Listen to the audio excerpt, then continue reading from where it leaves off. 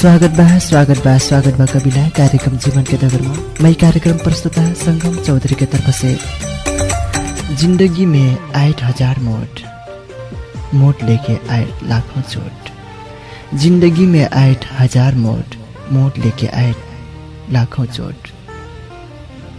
लाखों चोट सहना बहुत मुश्किल बा। लाखों चोट सहना बहुत मुश्किल बा। मुश्किल के सामना करे पड़ना बा। जिंदगी से हार खा के जीत हासिल नहीं हुई। जिंदगी से हार खा के जीत हासिल नहीं हुई। मन के दुख नुका के शांति कबू नहीं हुई। डगर सत्य जीवन हमार प्रभु यीशु है। डगर सत्य जीवन हमार प्रभु यीशु है। अनंत जीवन मुक्ति और शांति देना प्रभु है। समर्पण करे जीवन यीशु है। समर्पण करे जीवन यीशु है। अंधकार इस संसार में पाप के बोझा बोक के, अंधकार इस संसार में पाप के बोझा बोक के उद्धार मुक्ति नहीं मिले पूजा पाठ करके। पाप के क्षमा पाएक लाग यीशु में विश्वास करे। लावा जीवन भेटाएक लाग यीशु में विश्वास करे। समर्पण करे जीवन यीशु है। समर्पण करे जीवन यीशु है। कई कवि नेताजी आपन भावना प्रस्तुत गर्न बाकी। कविला आज फिर मैं ये कार्यक्रम को पर्दा उघार सेक्नु। मैं आशा करता हूँ अपने रमैया मानकर ये कार्यक्रम को समयसम्म सुनको साथ देविकना। कविला ये कार्यक्रम बलिदान सेन्टर नेपाल के सहयोग द्वारा संचालित कार्यक्रम हो। ये कार्यक्रम हरेक अठवार आइतबार से लेकर शुक्रबारसम्म हरेक संध्या 5:30 से करीब 15 मिनटसम्म अपने होकनक आपने सेल्फ रेडियो स्टेशन रेडियो सुदूर संचार 106.5 मेगाहर्ट्ज में से ओ इंटरनेट ऑनलाइन में www.radiosudursanchar.com.np मार्फत संसार भर एक संग सुन सकबी। ले तो कविला आज कार्यक्रम हन चंपन व चैनार करा जाइटो इमेट किट भजन से सुनती रवि रेडियो कार्यक्रम जीवन के दगर।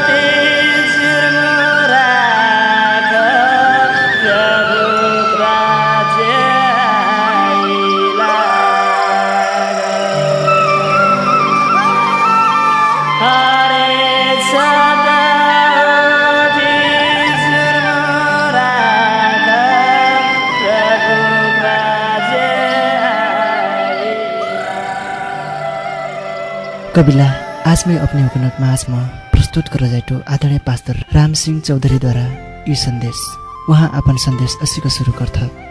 नमस्कार ओ जय मसीह। म नाम राम सिंह चौधरी हो। मैं कंचनपुर जिला के सड़क घाट के निवासी बिटू। मैं चाहिँ बलिदान चर्च सड़क घाट के सहायक पास्टर के रूप में फिर मैं सेवारत बाटू। अब चाहिँ मैं सुदूरपश्चिम के अगुवापन तालिम केंद्र धनगढ़ी कैलाली में प्रिंसिपल के भूमिका निभाइटू। अब इस समय में परमेश्वर के वचन यीशु ख्रिस्ट में उद्धार और मुक्ति करना विषय लेकर मैं यहाँ कनक बीच में बोली और जिब्रो के बारे में वचन बोला जाइटू। हमार शरीर में परमेश्वर विभिन्न अंग प्रत्यंग देलबाट हमार शरीर में विभिन्न ज्ञानेन्द्रिय मध्य एक ठो जिब्रो फे हो, एक ठो अंग फे हो कि हमार जीव द्वारा परमेश्वर के महिमा हुई। परमेश्वर हमारे शरीर में जीव देलबाट तो याकूब 3 अध्याय के 1 से 12 पर्सम या के बारे में जिब्रोलाई बसमा पार्नु कना शीर्षक में यहाँ खंड देगिल बा। तो वास्तव में हमारे शरीर में विभिन्न अंग मध्य में जीव फे हो। यही जिब्रो द्वारा हमरा खाना खाइथी और यह जिब्रो द्वारा हमरा चाहिए वचन बोलथी। तो वास्तव में हमारे शरीर में परमेश्वर अपन महिमा के लाग हरेक अंग प्रत्यंग चाहिए देगिलबाट। तो असी 11 बेर हमारे शरीर में 2 ठो कान बा, 1 ठो मुँह में जिब्रो बा। 2 ठो कान काजे का करे कि हमरा ध्यान से सुन पर कोनो भी चीज हमरा ध्यान से सुन करना वाकर मतलब का हो कई करना चाहिए हमरा चाहिए विश्लेषण कई का अर्थ लगा कर तब के वाकर बारे में हमरा बताई पर। तो हमार जीवन में हमार शरीर में 1 ठो चाहिए जीव बा। ये का करे 1 ठो या का मतलब हो सोच का बोलना, सोच का बोलना 1 ठो कवाई बा। हमरा चाहिए सोच का बोला पर तर बोल का सोचना चाहिए गलत हो। जब हमरा सोच का बोलती वाकर फायदा हमरा उपभोग करती। जब हमरा बोल का सोचती तो वो अवस्था में या परिणाम हमरा चाहिए गलत हमरा भोगती। तो वास्तव में हमारा जीवन जब हमरा चाहिए सोच का बोलती अनि परमेश्वर हमें आशीष देता वो हमरा हमार बोली द्वारा हमरा और जन थे वो परमेश्वर से महिमा पुगाई सकती। मैं यह सोच का बोलना बारे में 1 ठो चाहिए गवाही में बताई जाए। एक समय में हमरा 1 ठो मीटिंग में रही। वो मीटिंग में मैं 1 ठो सहभागी भेल रहूँ। तो वो मीटिंग में चाहिए तालीम के समय रह अनि 1 ठो समूह में हमरा 4 जना सदस्यले 1 ठो विषय वस्तु में हमरा छलफल करतले। तो वो विषय वस्तु में छलफल करे 4 जना मध्ये अपन अपन राय व्यक्त करना अपन अपन विचार धारणा व्यक्त करना समय रह।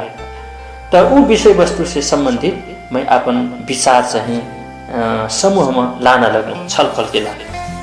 तब दोस्त मोर समूह में रहल 1 ठो मनैया मोर बात काट करना चाहिए द्वासर वहाँ ले ली। जब मैं अपन राय व्यक्त कर दे वो मनिया चाहिए 1 ठो असिन शब्द चाहिए प्रयोग कर जुन शब्द चाहिए मैं एकदमै मोर हृदय में घात पुगाए। वो शब्द में सुनते कि मोर जीवन बहुत निराशपना आए। वो शब्द चाहिए 1 ठो असिन शब्द हो जुन चाहिए नाजायज शब्द हो, सोच का बोला पर्ना शब्द हो, तर वो मनिया चाहिए बिना सोच के बोलने कारणले मैं बहुत दुखित हो गया। तो ये शब्द चाहिए वास्तव में कुन समय में केही कह पर्ना हो वो मनिया चाहिए नहीं सोच का गलत ठाउँ में गलत तरीकाले प्रस्तुत करने कारणले मैं बहुत दुखित हूँ। वो तालिम के अवधि में संजोग समय में खाना पे मैं खाना नहीं लगा अनि तालिम अवधि में 10 दिन के मैं बहुत निराश हूँ। अस्त का रहल समय में मैं यसो विचार करूँ आखिर मैं कहाँ से मैं ऐसी का निराश चिंतित रहूँ या कि मैं कोनो भी उपाय पता लगाई परल। ये निराश चिंतित होना से चाहिए विजय हुई परल कई का मैं विकल्प खोज लगूँ। अस्त फिर मैं विचार करूँ वास्तव में केकरो मन में कमी कमजोरी रहा शायद वो मनिया ऐसे शब्द कना वो चाहिँ वाका लाग साधारण हुने। मैं विचार करूँ यदि असिन शब्द प्रयोग करना चाहिए वाकर आदत हुने कला से मैं चाहिए पता लगाई पड़े। तो अस्त का पता लगेना कर्म में वाकर 10 दिन मैं ऊ मनिया जे मनिया चाहिँ महीना ऊ शब्द प्रयोग द्वारा घात पुगे वह मने नजिक के मनई से मैं चाहिए पूछनु कि असिन शब्द फलना मनैया द्वारा कबू काल था कि समय समय में ऊ मनिया चाहिँ बोलत गएका त ऊ मने नजिक के मनिया ऐसिन जवाब दिया कि अरे अपना का चिंता करते ई शब्द का तो वाकला साधारण हिटिस जब फे जही फे ई शब्द द्वारा चाहिँ उच्चारण कर तब मैं विचार गर्नु वास्तव में ऊ मनिया ऊ तालिम के समय में मरला कि नहीं कि ऊ तो वाकर आदत लिस तब समय सम्झनु ऊ मनिया वास्तव में मही नहीं कहल तर वास्तव में ऊ आकर कमजोरी लिस ऊ मनिया यदि लगातार रूप में ये असिन शब्द प्रयोग करती जाए से काले दिन में याकर न्याय चाहिँ ऊ अपन भोगे मैं उस समय में बहुत आपन हुई हलुका सम्झनु अपन हृदय से होइन क्षमा देनु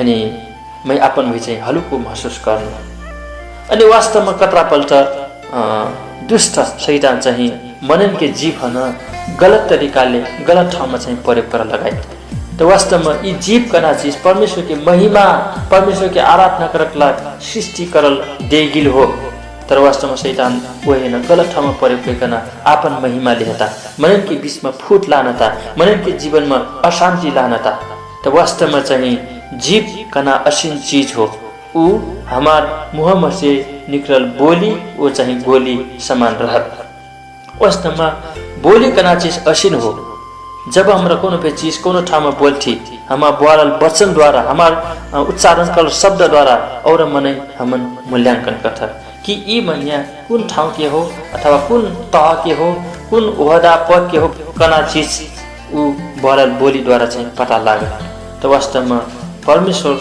कथे कि तुर आपन जीव अथवा बोलल वचन मोर महिमा और प्रशंसा केला चाहिँ प्रयोग करोके जब हमरा अपन जीव परमेश्वर के डर भय में रहकन हमरा चाहिँ प्रयोग करती बोलती कल से परमेश्वर हमार बोलल वचन द्वारा अपन महिमा लेता तो आज मैं विशेष करना अपना बीच में यह संदेश लाना चाहता हूँ कि हमारा परमेश्वर के सृष्टि हुई थी हमार अंग प्रत्यंग परमेश्वर के महिमा के ला सृष्टि कैगिल हो तो हमरा अपन शरीर में अपन अंग प्रत्यंग द्वारा परमेश्वर महिमा प्रशंसा करना आवश्यक जरूरी बा तो प्रिय हमरा कोनो भी चीज हमरा बोलथी अनि सोच के बोला परत बोल का सोचना चाहिए बहुत गलती बात हो जब हम ये काम करती तब जीवन में बहुत पछतावा थी समय जा सकत वो हमारे जीवन में पछते ना पाए और उपाय नहीं रहा तो मैं अपनों को यह विनती करता हूँ अपना अपन जीवन है बनैना बाकल से अपन जीवन है सिंगरना बाकल से अपन भविष्य उज्जवल करना बाकल से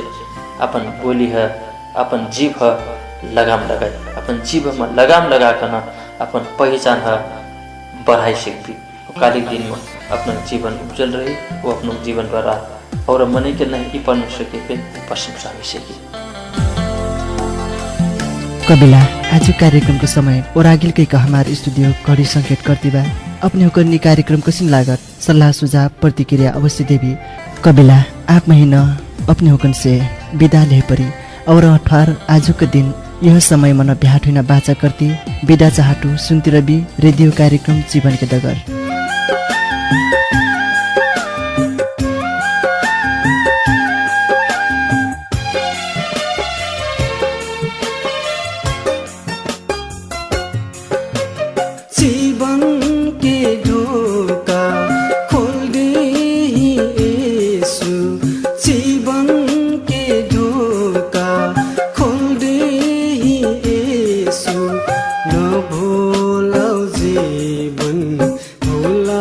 संसार में चलो जाए